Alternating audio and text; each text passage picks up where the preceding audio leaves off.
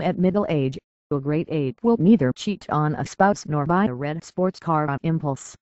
But researchers have found that chimpanzees and orangutans experience midlife crises just as surely as do humans. That finding, published Monday in the Proceedings of the National Academy of Sciences, could upend firmly held beliefs about the roots of human happiness and the forces that influence its odd trajectory across the lifespan. If our animal relatives share our propensity for sadness, withdrawal and frustration at life's midpoint, perhaps the midlife crisis is actually driven by biological factors, not the wearing responsibilities of jobs and family and the dawning recognition of our mortality. This opens a whole new box in the effort to explain the midlife dip in well-being, said senior author Andrew Oswald, a behavioral economist at the University of Warwick in England. It makes one's head spin.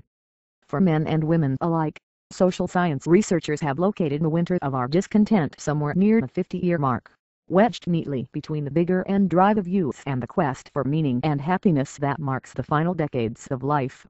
More than just a cultural cliché, the midlife crisis is the well-documented nadir of human well-being on the U-shaped curve of happiness that stretches between birth and death.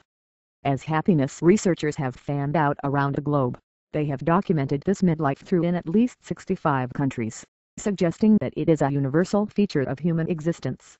Until now, however, the social scientists that have dominated this burgeoning field of study have drawn on economic, psychological and sociological explanations. By midlife, youth's hot-blooded drive to mastery has driven off. Responsibilities abound. Decades of striving to raise a family, to establish oneself in the community, to climb the professional ziggurat, have shown us the mountaintop and, with it, the limits of our reach and usefulness. The recognition of our mortality settles in. In the years after midlife, the theory goes, humans shoulder fewer burdens for the care of others. Their time horizons are shorter, prompting them to focus on people and activities that give pleasure and meaning to their lives. They regret less. Oswald had a hunch that these explanations were overlooking the fundamental role of biology in influencing mood.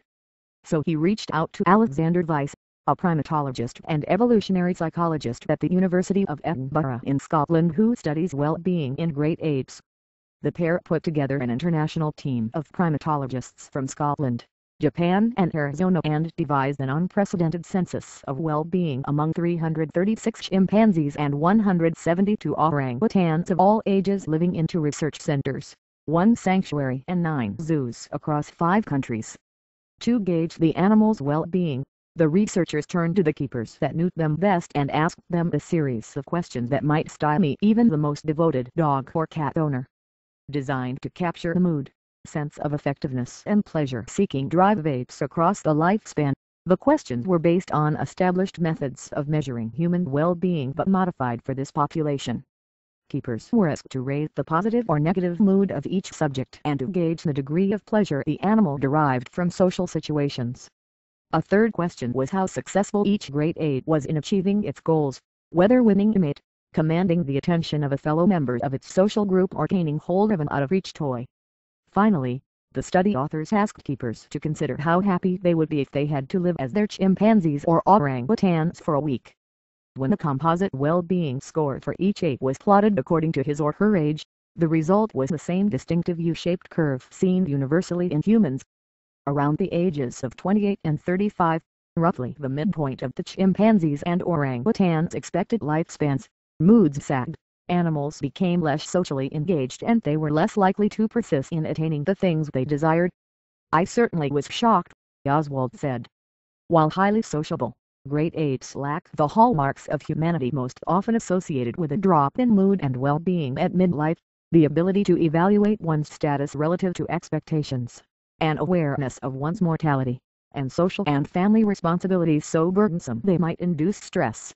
And yet, noted Weiss, middle-aged chimps and orangutans experience more anxiety and less pleasure than their younger counterparts, and they're just not as successful at getting what they want. You'd probably see it in their posture, he said, they are just not loving life.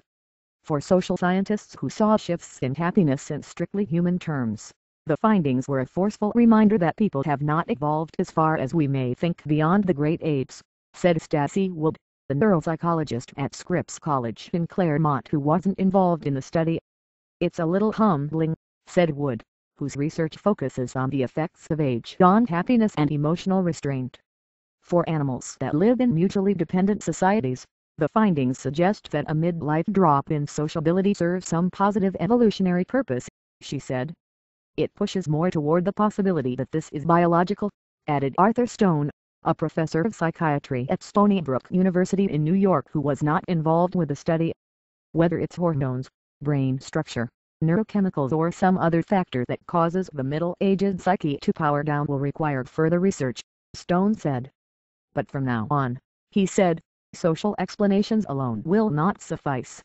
Oswald, who describes himself as 58 and very happily accelerating, said that for forlorn midlifers, the study is a happy reminder that while humans may be programmed to suffer a dip in pleasure, it gets better. This suggests that it's completely normal, and that it's apparently out of your control, he said.